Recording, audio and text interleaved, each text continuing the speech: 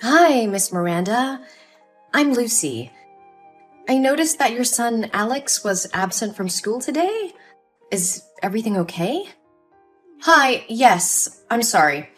Alex won't be able to come to school for a while. Is there anything specific that's keeping Alex from coming to school? Oh, nothing much. Alex said he wanted to go back to his hometown to visit his grandparents, so I took him there for a few days. I was so busy at work that I forgot to tell you. I'm really sorry. I see.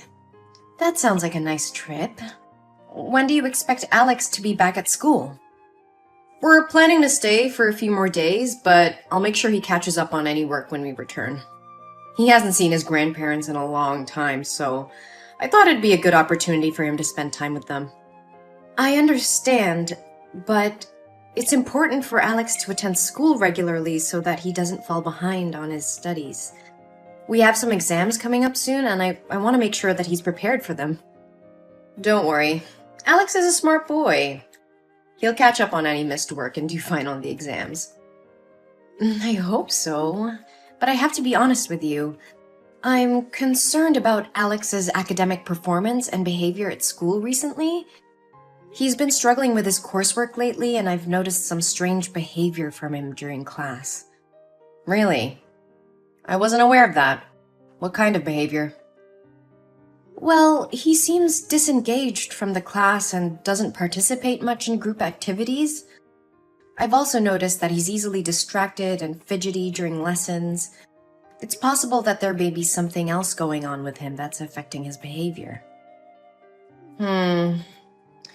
I haven't noticed anything unusual at home. Maybe he's just going through a phase. It's possible, but it's hard to say without knowing more about what's going on with him. But I think it would be a good idea to have him see a counselor or therapist to better understand what he's going through. I understand your concern, but I don't think that's necessary. Alex is just going through some growing pains. That's all. I understand your point, but as his teacher, it's my responsibility to ensure he gets the support he needs to succeed academically and emotionally.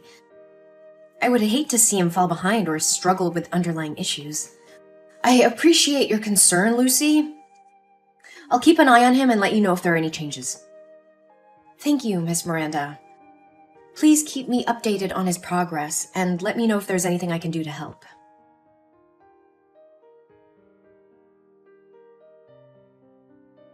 Hi, Miss Miranda. This is Lucy. I hope you're doing well. I wanted to follow up with you about Alex's behavior in school today. Hi, Lucy. Thanks for checking in.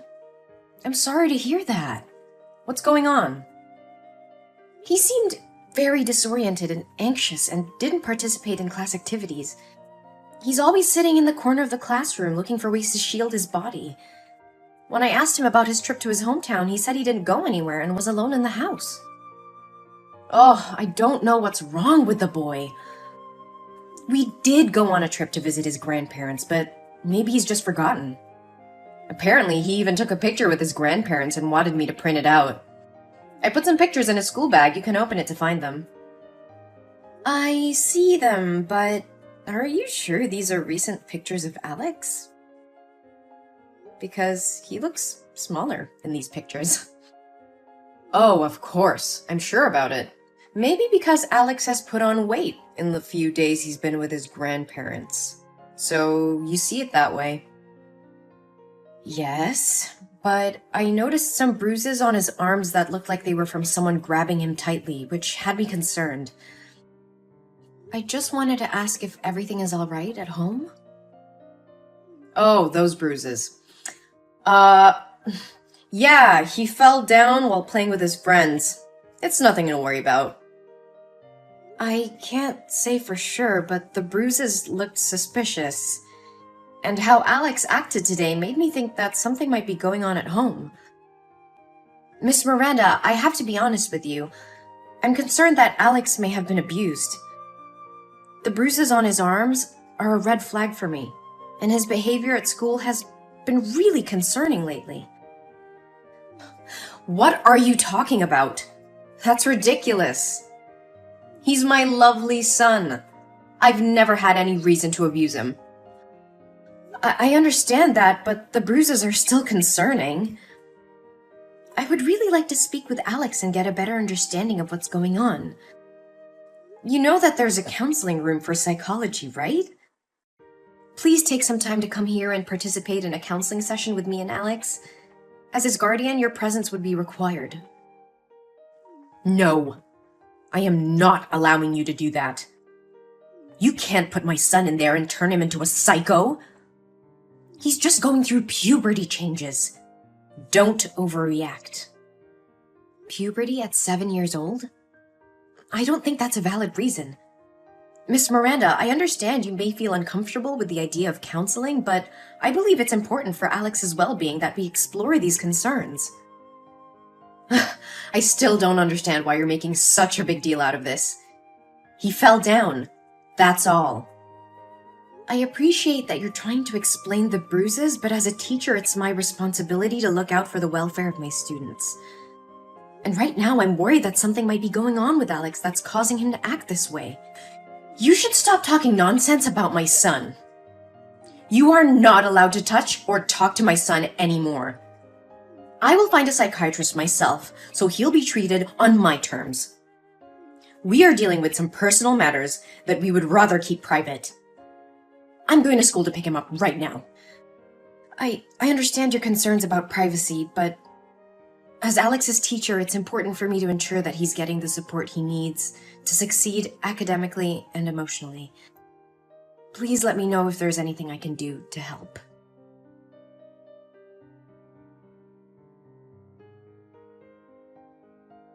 Hello, Miss Miranda.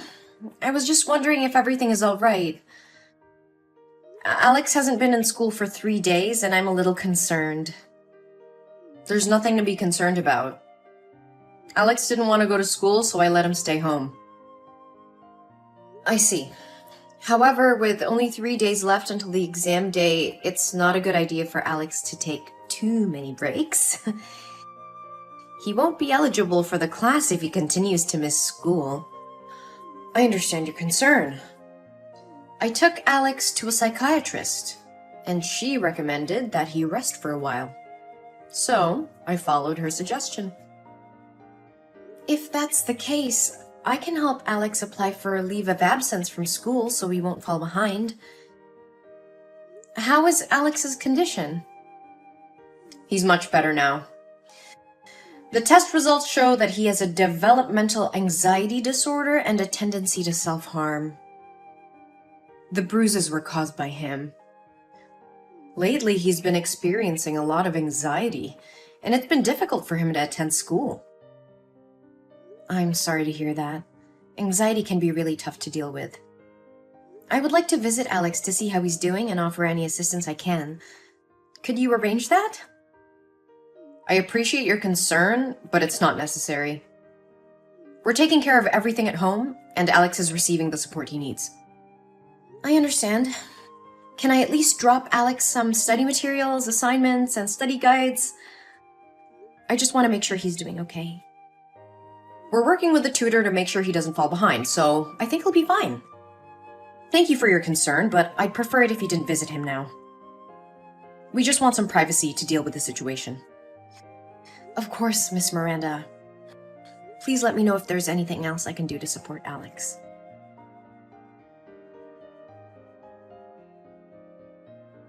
Why are there police officers at my door saying that Alex's teacher reported that I abused him? What nonsense did you say to the police? And where is my son?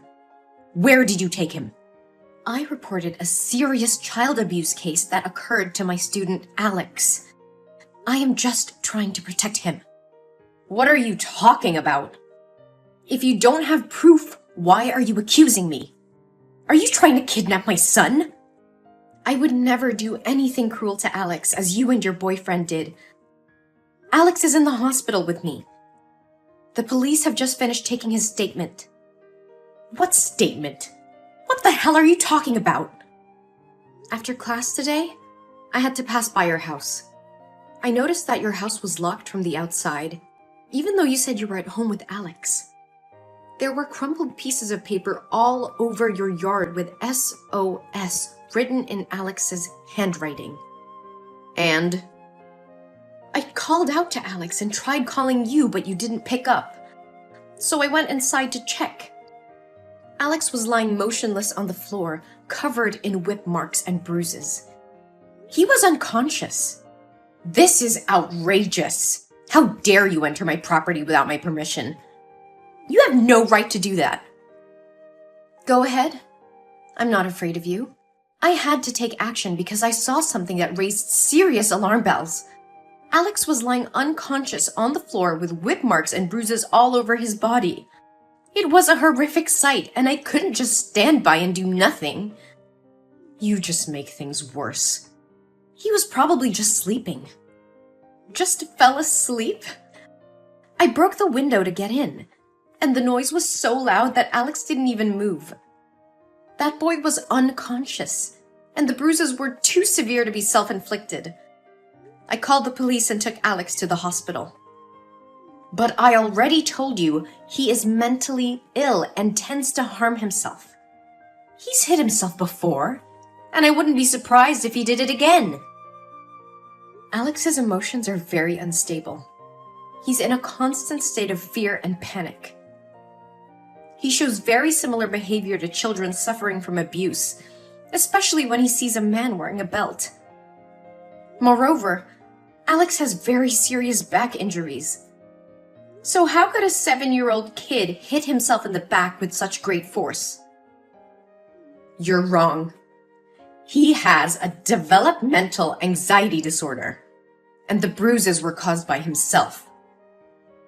The psychologists at the hospital checked Alex, and they said his emotions were very similar to those of an abused child. It's clear that he was physically abused, and you're responsible for it. This is ridiculous. You have no right to accuse me of abuse. I would never hurt my son. I'm not accusing you of anything, but the evidence speaks for itself. Alex's injuries are consistent with physical abuse, and as his teacher, it's my duty to report any suspicion of child abuse to the authorities. Moreover, Alex told us everything. Sam, what you did to your son is despicable. You starved him for 3 days and then left him alone to go on a trip with your boyfriend. And to make matters worse, you are the one who let your boyfriend hit him. He said he begged for your help, but you did nothing but sat on the sofa and watched that man hit Alex with a smile on your face. How could you do that to your own flesh and blood? I don't have to explain anything to you. Alex is my son, and I can do whatever I want with him. No, you cannot. Child abuse is a serious crime, and you will face the consequences of your actions. I have already reported the abuse, and they will take all the necessary measures to ensure Alex's safety. You can't prove anything. It's your word against mine. That freaking kid just imagined it all. Oh, I have proof. The hospital documented Alex's injuries, which will be useful as evidence in court. And let me remind you, there were crumpled pieces of paper with SOS written on them all over your yard. Your son was clearly trying to ask for help, and you ignored his cries. I don't care about your accusations. You will regret getting involved in my business. I will not regret doing what's right for my student. Alex deserves to live in a safe and healthy environment, not in a home where he is starved and abused. And I will make sure justice is served for him. You don't know anything about me or my family. Mind your own business and stay out of our lives. I will not turn a blind eye to child abuse. It's my responsibility as a teacher and as a human being to protect children from harm. I will continue to report any suspicious behavior or signs of abuse, no matter who it involves.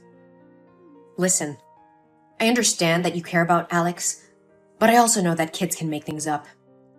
Alex could have just fallen and injured himself. You don't want to ruin my life and my family's life over something that might not be true, do you? I'm willing to pay you a large sum to testify that Alex lied about the abuse. I won't do it. Alex didn't lie, and I won't perjure myself in court just because you want to cover up your crimes. I can't turn a blind eye to what Alex is going through. Money won't change my mind. But think about it. You could have all the money you need. No more struggling to make ends meet. Just say that Alex made it all up, and we can put this whole thing behind us. I can't do that, Miranda. Money won't make me betray a child who needs help. I won't let you get away with abusing your own son, and you should be ashamed of yourself for even suggesting such a thing. I'm not afraid of you, Miranda. I'll do whatever it takes to protect Alex. I can't understand. Why are you so determined to protect that brat? Because I can relate to his situation. When I was a child, I was also a victim of abuse, but nobody helped me at that time. I know firsthand how it feels to be helpless and vulnerable, and I don't want anyone else to go through what I went through. You know you'll never be able to stop all the abuse. Let's just skip it this time and take the money. I know it, but it's time to break the cycle of abuse and neglect. I will do everything in my power to make sure Alex gets the love and care he deserves. You should stop talking nonsense. One day you'll have to pay the price for meddling in other people's family affairs, bitch. Hey! Answer me! I will kill you! Damn it!